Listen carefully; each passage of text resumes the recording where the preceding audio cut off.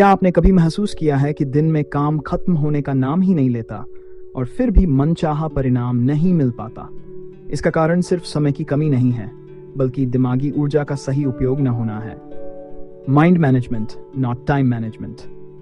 किताब इसी बात पर जोर देती है कि असली सफलता तब मिलती है जब आप अपने समय की बजाय अपने दिमाग को मैनेज करना सीखते हैं। सोचिए, अगर आप दिन भर के काम को समय के आधार पर नहीं बल्कि अपनी मानसिक स्थिति के आधार पर प्लान करें तो कितना असरदार हो सकता है। इस किताब में लेखक डेविड कडावी बताते हैं कि हमें यह समझने की जरूरत है कि कब हमारा दिमाग सबसे ज्यादा प्रोडक्टिव होता है और तब हमें सबसे महत्वपूर्ण काम करने चाहिए। अब आप सोच रहे होंगे कि कैसे यह सब संभव है। यही तो किताब की खूबसूरती है। इस किताब से हमें यह जानने का मौका मिलता है कि कैसे माइंड मैनेजमेंट से हम अपनी लाइफ में बड़ा बदलाव ला सकते हैं। तो क्या आप भी तैयार हैं ये जानने के लिए कि कैसे आप अपने माइंड को मैनेज करके ज्यादा सफल हो सकते हैं? अगर हाँ, तो पहले हमारे क्विक रीड्स चैनल को सब्सक्राइब करें ताकि आप इस शानदार किताब के हर अध्याय की जानकारी न चूकें। और हाँ, इस वीडियो को लाइक और शेयर भी जरूर करें ताकि और लोग भी इस जानकारी का फायदा उठा सकें। अब आइए इस किताब की गहराई में उतरें और समझें कि कैसे माइंड मैनेजमेंट से आप अपने जीवन में क्रांतिकारी बदलाव ला सकते हैं। अध्याय पहला, माइंड मैनेजमेंट की शुरुआत। क्या आप भी दिन भर की भागदौड़ में उलझ जाते हैं लेकिन फिर भी ये लगता है कि कुछ खास हासिल नहीं हुआ? क्या कभी सोचा है कि आपकी सारी प्लानिंग के बावजूद क्यों अक्सर काम अधूरा रह जाता है? तो आइए डेविड कडावी की किताब mind management, not time management के पहले अध्याय में जानते हैं कि इसका असली कारण क्या है और इसे कैसे ठीक किया जा सकता है। अध्याय 1 हमें बताता है कि हमारे काम को बेहतर बनाने के लिए केवल समय प्रबंधन करना काफी नहीं है। हाँ, सही सुना आपने। हम दिन भर अपने काम को घंटे के हिसाब से तोड़ते हैं, लेकिन असली कुंजी यह है कि हम दिमाग का सही उपयोग करें, समय का नहीं। लेखक कहते हैं, समय प्रबंधित करने से पहले हमें अपने माइंड को मैनेज करना सीखना होगा। अब सवाल उठता है, ये माइंड मैनेजमेंट क्या है? इसका जवाब इस अध्याय में मिलता है। हमें यह समझना होगा कि हमारा दिमाग अलग अलग समय पर अलग तरीके से काम करता है। कभी हमारा दिमाग क्रिएटिव होता है तो कभी हम खुद को उबाऊ महसूस करते हैं। एक सरल उदाहरण, सोचिए आप एक लेखक हैं और आप सुबह उठते ही कुछ लिखने की कोशिश करते हैं। अगर आपका दिमाग उस वक्त ताजगी से भरा है तो आपकी लेखनी स्वतः बेहतर होती चली जाएगी। लेकिन अगर आप वही काम थकान के समय पर करने की कोशिश करेंगे तो लिखते वक्त मन भटकेगा और परिणाम उम्मीद से कमजोर आएगा। डेविड कडावी यहाँ ये समझाते हैं कि हमें अपने दिमाग की प्राकृतिक कार्यक्षमता के अनुसार अपने काम को बांटना चाहिए। कुछ काम ऐसे होते हैं जिनके लिए ज्यादा क्रिएटिविटी की जरूरत होती है और कुछ ऐसे जिनमें सिर्फ ध्यान केंद्रित करना होता है। अब आपसे सवाल, क्या आप अपने दिन को समय के अनुसार प्लान करते हैं या माइंड के अनुसार? सोचिए, अगर आप अपने माइंड की कार्यक्षमता के अनुसार दिन की शुरुआत करें तो कितने बड़े बदलाव आ सकते हैं। अध्याय 1 में लेखक हमें बताता है कि जब हम अपने दिमाग को सही समय पर सही काम के लिए तैयार करते हैं तो नतीजे खुद ब खुद बेहतर होते हैं। तो क्या आप भी तैयार हैं अपने माइंड को बेहतर तरीके से प्रबंधित करने के लिए? अध्याय 2, ऊर्जा बनाम समय। क्या आपने कभी सोचा है कि एक ही काम कभी आप चुटकियों में कर लेते हैं तो कभी वही काम घंटों तक खींच जाता है? क्या यह सब सिर्फ आपके समय प्रबंधन का सवाल है या इससे कुछ ज्यादा? आइए डेविड कडावी की किताब mind management, not time management के दूसरे अध्याय में इसका जवाब ढूंढते हैं। अध्याय 2 हमें बताता है कि असल में हमारे काम की गुणवत्ता और गति हमारी ऊर्जा पर निर्भर करती है, न कि सिर्फ समय पर। लेखक का कहना है कि लोग अक्सर ये गलती करते हैं कि वे अपने दिन को समय के हिसाब से तोड़ते हैं, लेकिन ये नहीं समझते कि समय के साथ साथ ऊर्जा का सही उपयोग कितना महत्वपूर्ण है। अब सवाल उठता है, ऊर्जा प्रबंधन कैसे किया जाए और इसका मतलब क्या है? एक शानदार उदाहरण, मान लीजिए आप एक स्टूडेंट हैं। सुबह जब आप ताजगी से भरे होते हैं तब आप 1 घंटे में जितना पढ़ाई कर सकते हैं, वही काम शाम को थके होने पर आपको 2 घंटे या उससे भी ज्यादा लग सकते हैं। इसका कारण यह नहीं है कि आपके पास समय कम था, बल्कि आपकी ऊर्जा कम थी। डेविड हमें यह बताते हैं कि अगर हम दिन भर अपनी ऊर्जा के उतार चढ़ाव को समझ लें तो हम अपने सबसे महत्वपूर्ण और क्रिएटिव कामों को तब कर सकते हैं जब हमारी ऊर्जा सबसे ऊंचाई पर होती है, और उन कामों को जो ज्यादा सोचने समझने वाले नहीं हैं, हम उस वक्त कर सकते हैं जब हमारी ऊर्जा कम हो। क्या आपने कभी सोचा है कि आपका क्रिएटिव टाइम कब होता है? जब आप सबसे ज्यादा ऊर्जावान महसूस करते हैं, तब क्या आप उसे अपने महत्वपूर्ण कामों के लिए इस्तेमाल कर रहे हैं? इस अध्याय में लेखक ये भी समझाते हैं कि समय प्रबंधन को पीछे छोड़कर जब हम अपनी ऊर्जा का सही ढंग से प्रबंधन करते हैं, तब हम कम समय में ज्यादा प्रोडक्टिव हो सकते हैं। तो अब सोचना शुरू कीजिए, आपके दिन का सबसे ऊर्जावान समय कब होता है और क्या आप उसका सही इस्तेमाल कर रहे हैं? अध्याय 3, समय के बजाय ध्यान का प्रबंधन। क्या आपको ऐसा लगता है कि आप दिन भर मेहनत तो करते हैं लेकिन नतीजे उतने अच्छे नहीं आते, या फिर ऐसा महसूस होता है कि ध्यान भटकने की वजह से आपका समय बर्बाद हो जाता है? डेविड कडावी के 3 अध्याय में इसका बहुत ही दिलचस्प जवाब मिलता है।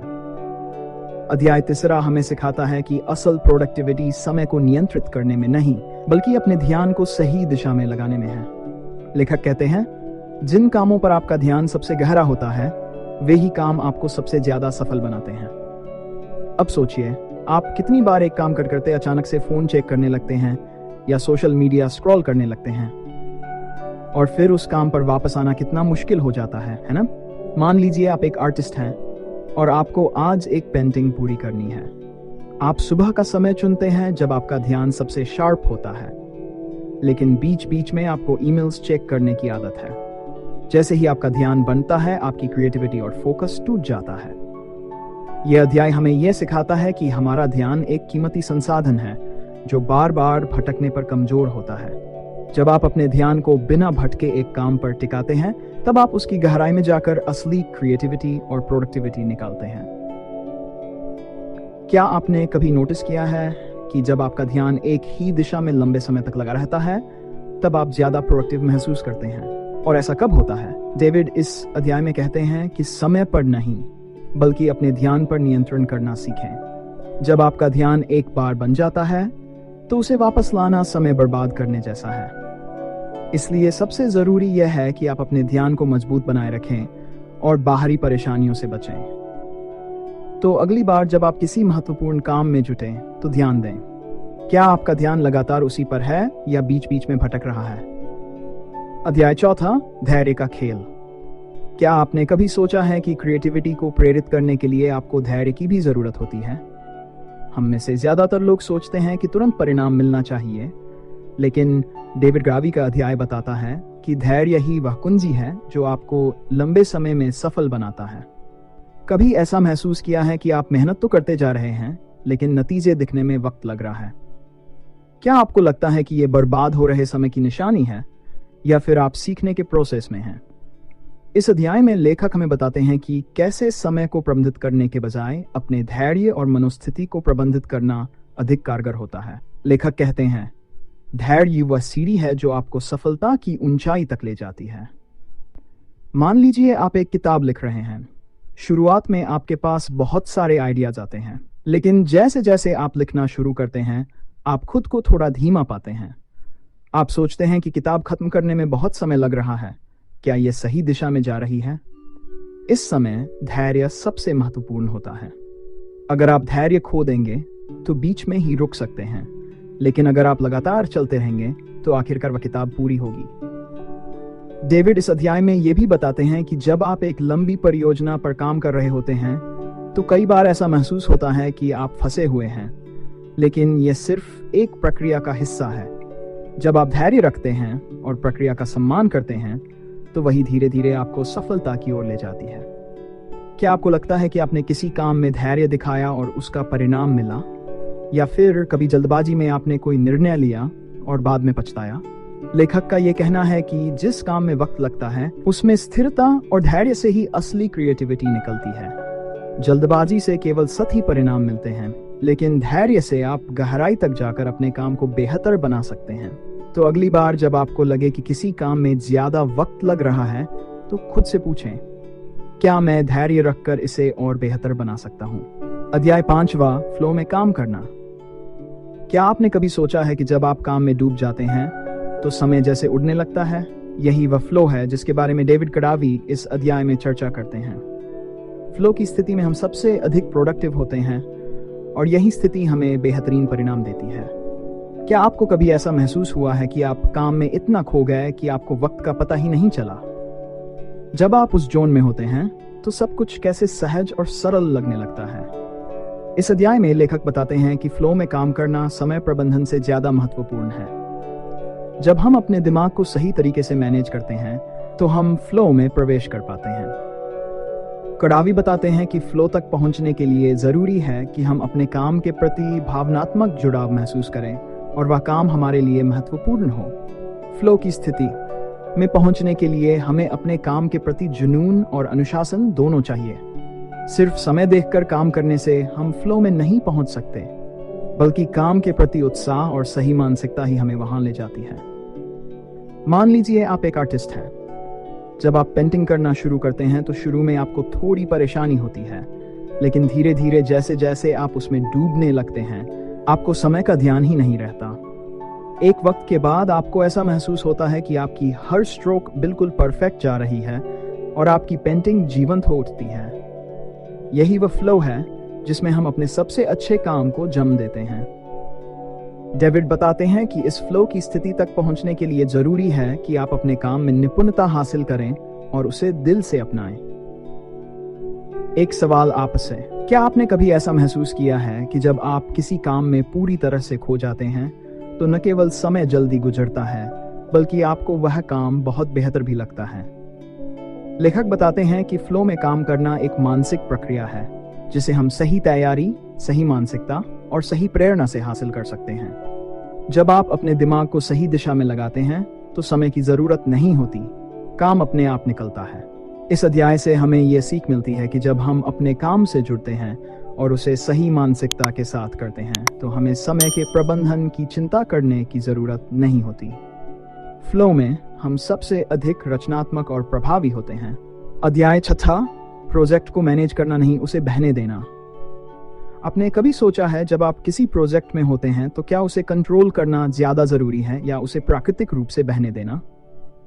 यही सवाल इस अध्याय की शुरुआत में उठाया जाता है।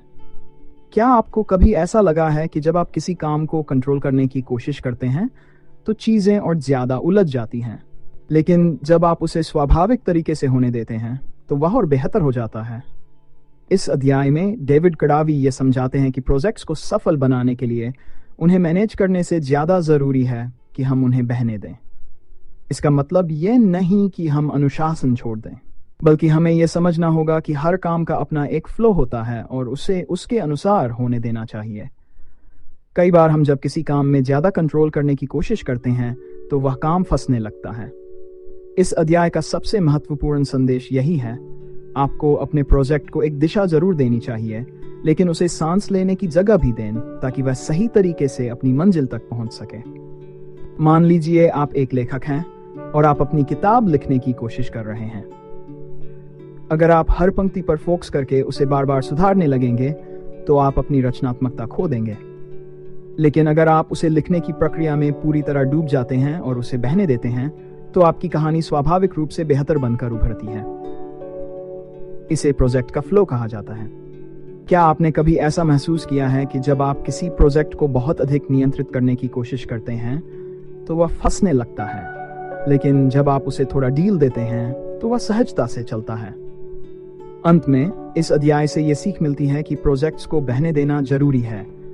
आप अपना काम बेहतर तरीके से तभी कर सकते हैं जब आप उसमें लचीलापन और प्राकृतिक प्रवाह बनाए रखें।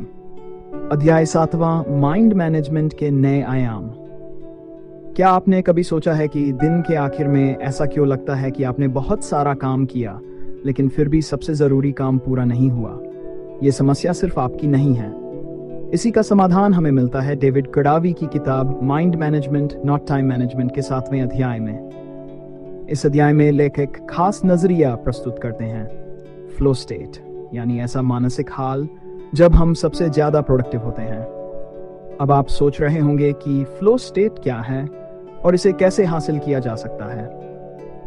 फ्लो स्टेट वह स्थिति है जब हमारा मन पूरी तरह से काम में डूबा होता है और हम बिना किसी रुकावट के काम करते चले जाते हैं। लेकिन सवाल यह है कि हम इस स्थिति में कब और कैसे आते हैं। इस अध्याय में कड़ावी बताते हैं कि फ्लो स्टेट हासिल करने के लिए हमें अपने दिमाग की रचनात्मकता और उसकी ऊर्जा को पहचानना होगा। मान लीजिए कि आप एक आर्टिस्ट हैं और आप अपने दिन की शुरुआत किसी नन्ही सी स्केच से करते हैं। अगर आप इसे तब बनाते हैं जब आपका दिमाग ताजगी महसूस कर रहा होता है, तो आपका काम न सिर्फ जल्दी होगा बल्कि उसमें रचनात्मकता भी झलकेगी। लेकिन अगर आप थके हुए दिमाग से काम करेंगे तो वही काम अधूरा और कमजोर लगेगा। डेविड कड़ावी ने इस अध्याय में बताया कि हमें यह समझना होगा कि कब हमारा दिमाग ज्यादा प्रोडक्टिव होता है और उसी वक्त हमें सबसे जरूरी और रचनात्मक काम करने चाहिए। इससे न सिर्फ हमारा काम बेहतर होगा बल्कि हमारी मानसिक स्थिति भी मजबूत होगी। क्या आपको कभी ऐसा महसूस हुआ है कि आपने बहुत मेहनत की पर परिणाम वैसा नहीं मिला जैसा सोचा था? ऐसा क्यों होता है? इस पर आप क्या सोचते हैं? इस अध्याय के अंत में यह बताया गया है कि हमें दिन के कुछ खास समय को पहचानना चाहिए जब हम सबसे ज्यादा ध्यान केंद्रित कर पाते हैं और उस समय को अपनी सबसे बड़ी प्राथमिकताओं के लिए समर्पित करना चाहिए। तो अगली बार जब आप किसी जरूरी काम की योजना बनाएं तो अपने माइंड के अनुसार काम करने की कोशिश करें, ना कि सिर्फ टाइम के अनुसार। क्या आप तैयार हैं अपने माइंड मैनेजमेंट को और बेहतर करने के लिए? अध्याय 8वां, अपने आप को चुनौती देना।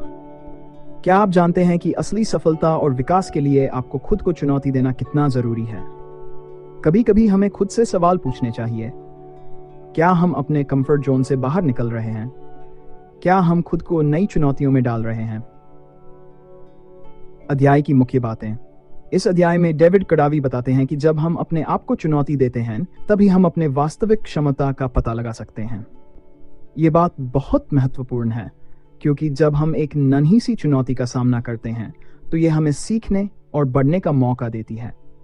चुनौतियों के जरिए हम अपनी सीमाओं को पार कर सकते हैं। जब हम अपनी सोच और क्षमताओं को विस्तारित करते हैं तब हम अपने आप को बेहतर बनाते हैं। यही कारण है कि यह अध्याय अपने आप को चुनौती देना की अहमियत को उजागर करता है। एक रिलेटेबल उदाहरण, मान लीजिए आप एक नन्हा बच्चा हैं जो साइकिल चलाना सीखना चाहता है। पहले दिन आपको बहुत डर लगता है और कई बार आप गिरते हैं, लेकिन जैसे जैसे आप अपने डर को पार करते हैं और साइकिल चलाना जारी रखते हैं, आपकी क्षमता बढ़ती है। पहले दिन की चुनौती धीरे धीरे एक नई कुशलता में बदल जाती है। एक सवाल आपसे, क्या आपने कभी किसी ऐसी चुनौती का सामना किया है जिससे आपको खुद को बेहतर बनाने का मौका मिला? जब आपने अपने डर को पार किया तो कैसा महसूस हुआ? अंत में इस अध्याय से यह सीख मिलती है कि हमें खुद को चुनौती देना चाहिए। जब आप खुद को नन्ही नन्ही चुनौतियों में डालते हैं तो आप अपनी क्षमताओं को पहचानते हैं और अपने वास्तविक पोटेंशियल को उजागर करते हैं। खुद को चुनौती देने से आप न केवल सीखते हैं बल्कि अपने लक्ष्यों के करीब भी पहुंचते हैं। ये किताब हमें ये जानकारी देती है कि कैसे हम अपने मस्तिष्क को सही तरीके से प्रबंधित करके अपने जीवन को बेहतर बना सकते हैं। इस पुस्तक में डेविड कड़ावी ने हमें बताया कि समय का सही प्रबंधन करने से ज्यादा जरूरी है अपने मस्तिष्क को सही ढंग से समझना। जब हम अपनी सोच और भावनाओं को प्रबंधित करते हैं तब हम अपनी उत्पादकता और रचनात्मकता को बढ़ाते हैं। क्या आपने कभी सोचा है कि आपके विचारों का प्रभाव आपके कार्यों पर कितना होता है? मान लीजिए आप एक लेखक हैं और आपको एक कहानी लिखनी है। अगर आप अपनी सोच को सही तरीके से प्रबंधित नहीं करते तो आप आसानी से उलझ सकते हैं और प्रेरणा खो सकते हैं। लेकिन जब आप अपने विचारों को स्पष्ट रखते हैं और अपने मस्तिष्क की ऊर्जा को सही दिशा में लगाते हैं तो आप एक बेहतरीन कहानी लिख सकते हैं। आपको यह किताब का सारांश कैसा लगा? क्या आपको लगता है कि आप अपने मस्तिष्क के प्रबंधन पर ध्यान देने से अपनी जिंदगी में बदलाव ला सकते हैं? अगर आपको यह सारांश पसंद आया हो तो कृपया हमारे क्विक रीड्स चैनल को सब्सक्राइब करें और इसे अपने दोस्तों के साथ शेयर करें। हम ये जानना चाहेंगे कि आप अगली बार किस किताब का सारांश सुनना चाहेंगे। आपकी पसंद का हमें इंतजार रहेगा। धन्यवाद।